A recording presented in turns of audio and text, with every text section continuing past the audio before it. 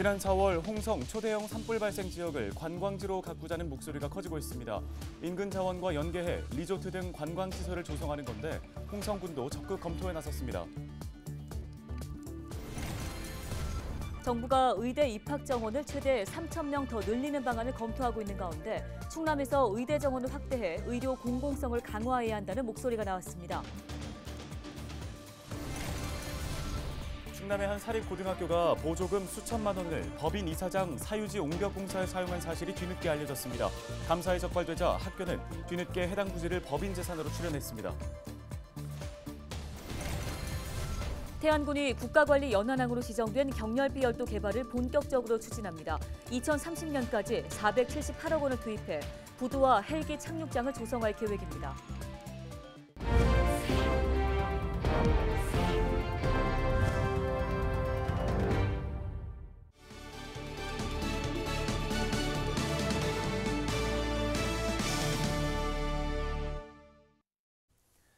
시청자 여러분 안녕하십니까? 헬로티비 뉴스입니다. 지난 4월 홍성에서 발생한 초대형 산불 기억하실 겁니다. 불길이 무려 53시간 동안 잡히지 않아서 큰 피해를 남겼는데요. 네, 폐허가 된 이곳을 관광지로 가꾸자는 목소리가 지역에서 커지고 있습니다. 한보모 기자가 주민들을 만나고 왔습니다. 끝없이 이어지는 산줄기에 나무가 듬성듬성 서 있습니다. 자풀만 무성할 뿐 과거 수풀이 울창했던 모습은 온데간데 없습니다. 지난 4월 발생한 홍성 산불은 축구장 2,300개 면적을 태웠습니다. 산불 발생 6개월이 지난 현장인데요. 보시다시피 이곳은 나무가 거의 없는 민둥산으로 남아 있습니다. 난생 처음 겪은 대형 재난에 씻지 못할 상처를 받은 주민들. 이곳에 단순 산림복원이 아닌 관광지 조성을 바라고 있습니다. 휴양림과 리조트, 골프장 등을 조성해 지역 발전의 계기로 삼아야 한다는 겁니다. 한 50년, 60년 된 나무들인데 또 심어서 거기서 소득이 나오는 게 아니지 않습니까?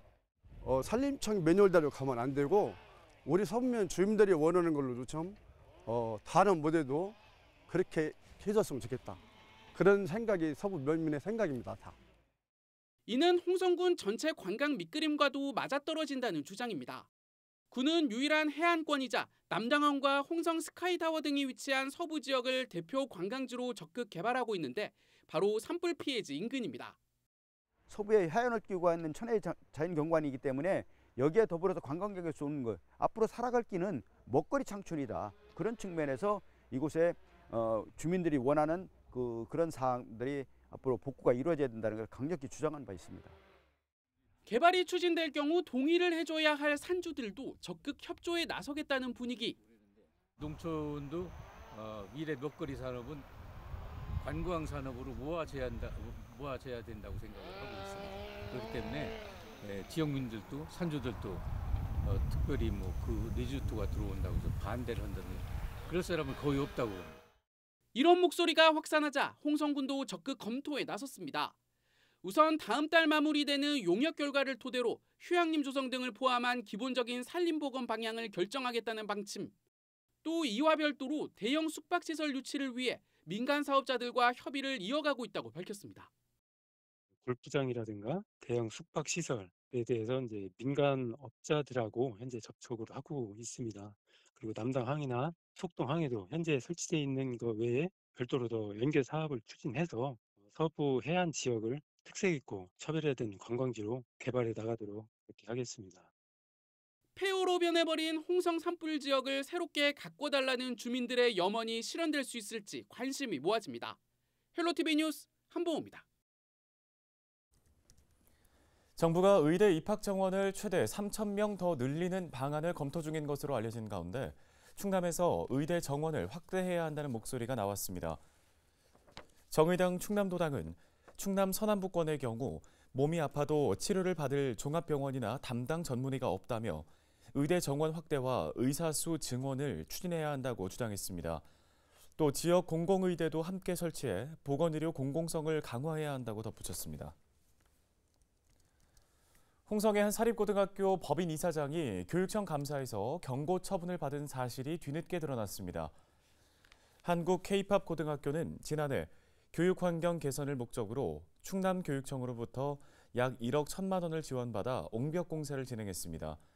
이 과정에서 보조금 비용의 약 70%인 7,400여만 원을 교내 법인 이사장 사유지 옹벽공사에 사용한 것으로 알려졌는데요. 학교는 그동안 해당 부지를 주차장으로 사용해왔으며 이사장은 지난해 감사에 적발되자 부지를 학교 법인 기본 재산으로 출연했습니다. 교육청은 학교가 이사장 소유의 부지를 무상으로 사용한 사실과 기본 재산으로 출연한 점 등을 고려해 고발 조치를 하지 않고 처분 수위를 낮춘 것으로 전해졌습니다. 태안군이 경렬비열도와 안흥항 후속 개발을 본격적으로 추진합니다. 먼저 태안군은 2030년까지 478억 원을 투입해 경렬비열도에 부두와 헬기 착륙장 등을 조성할 계획입니다. 이와 함께 안흥항에는 2025년까지 150억 원을 들여 나래공원 조성과 연안 보행로 조성, 도로 포장 등을 추진할 방침입니다. 태안군은 개발을 통해 해상 사고의 신속한 대응과 방문객 증가 등의 효과가 있을 것으로 기대하고 있습니다.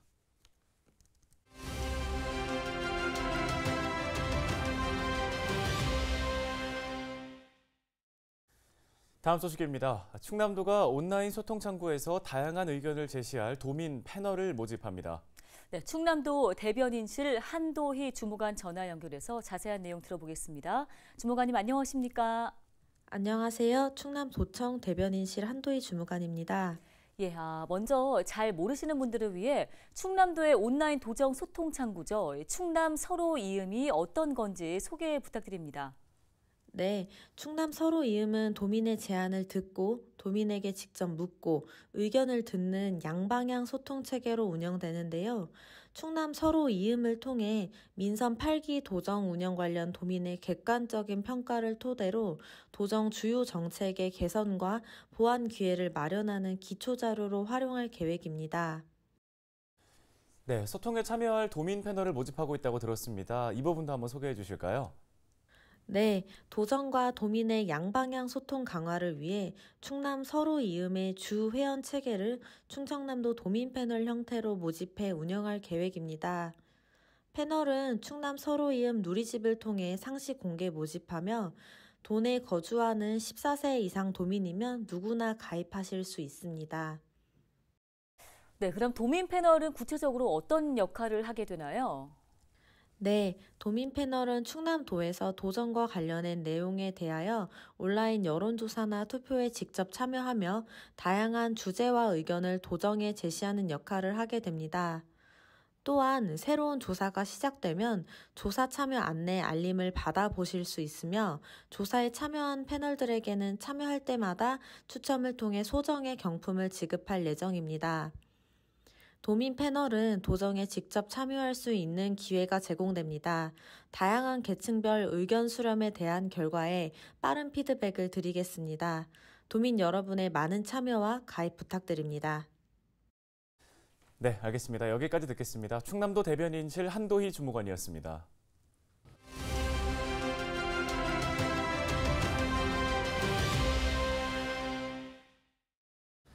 최근 아시안게임에서 금메달을 따며 더욱 주목받고 있는 종목, 바로 축구입니다. 네, 특히 한국 축구의 미래라고 불리는 고등학교 축구가 이번 전국체전에서 그 열기를 이어갔습니다. 송효창 기자가 취재했습니다.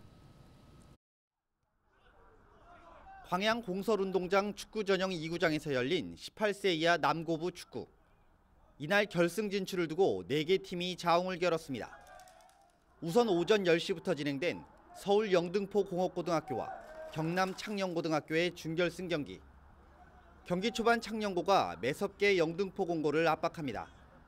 하지만 전반 종료를 얼마 남기지 않고 영등포 공고가 선취점을 따내며 앞서가기 시작했습니다. 이후 영등포 공고는 후반에만 2골을 더 넣으면서 최종 스코어 3대 0으로 가장 먼저 결승에 안착했습니다. 앞서 영등포 공고는 지난 2월 백운기와 8월 대통령 금배에 이어 2023 전국 고등축구리그 왕중왕전 겸 제78회 전국 고교 축구 선수권 대회에서 처음 정상에 오르면서 올해 3관왕에 등극했습니다. 이번 결승 진출로 4관왕까지 노리고 있습니다. 이어진 준결승 두 번째 경기. 인천의 강호 대건고와 올해 부산 울산 지역 최강으로 올라선 울산의 학성고가 맞붙었습니다. 초반부터 거칠게 몰아붙인 대건고는 전반 5분을 남기고 첫 골을 신고하며 산뜻하게 출발했습니다. 이 기세를 몰아 후반에도 골을 기대했지만 뒷심을 발휘한 학성고에게 2골을 내주며 끝내 결승 진출이 좌절됐습니다. 최종 스코어는 1대2. 학성고의 결승 진출로 준결승전은 마무리됐습니다. 남자 18세 이하 축구 서울 영등포공고와 울산 학성고의 결승전은 오는 19일 오전 11시부터 광양 축구 전용 2구장에서 진행됩니다. 헬로티비 뉴스 송혜창입니다. 예산군청 조정팀이 전국체전 2관왕을 달성했습니다. 예산군청 조정팀은 전남 장상군 일원에서 열린 조정 여자 일반부 무타페어와 쿼드러플 종목에서 우승했는데요. 충청남도 조정팀은 학생과 남자 일반부에서도 서울시에 이어 종합 2위를 차지하는 쾌거를 거뒀습니다.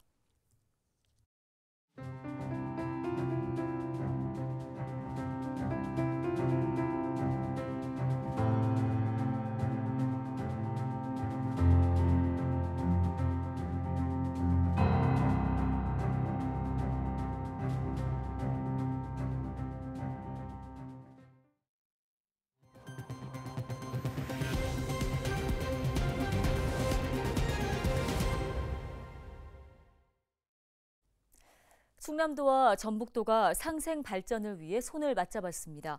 김태흠 충남지사와 김관영 전북지사는 전북도청에서 상호 협력을 강화하는 내용이 담긴 상생 발전 합의문을 발표했습니다. 합의문에 따라 양 도는 백제 역사 문화권 활성화와 탄소 중립 실천, 도로와 철도를 비롯한 초광역 인프라 확충 등에 힘을 모을 계획입니다. 합의 내용과 관련한 세부 사업은 추후 확정될 방침입니다.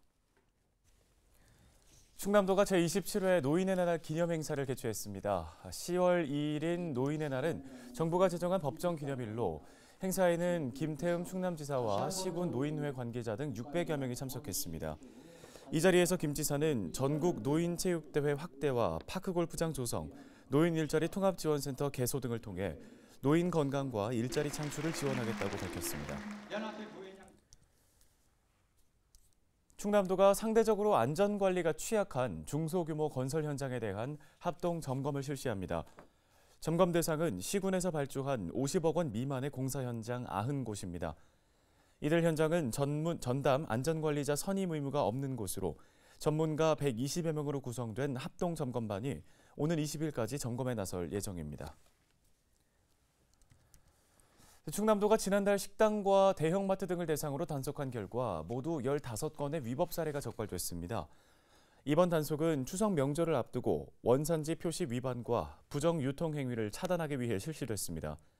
주요 위반 사례로는 돼지고기 원산지 거짓 표시와 육류 소비기한 거짓 표시 등이 있습니다.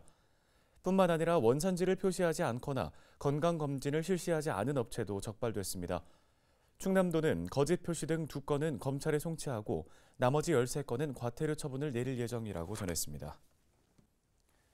천안 논산고속도로에서 오중 추돌 사고가 발생해 1명이 숨졌습니다. 지난 16일 밤 9시 10분쯤 천안 논산고속도로 하행선 정안휴게소 인근에서 화물차 넉 대와 승용차 1대 등 오중 추돌 사고가 발생했습니다. 이 사고로 승용차에 타고 있던 50대가 심정지 상태로 병원으로 옮겨졌지만 끝내 숨졌습니다. 다른 차량에 타고 있던 40대 2명은 병원에서 치료를 받는 중입니다. 경찰은 차량 블랙박스 등을 토대로 정확한 사고 경위를 조사하고 있습니다.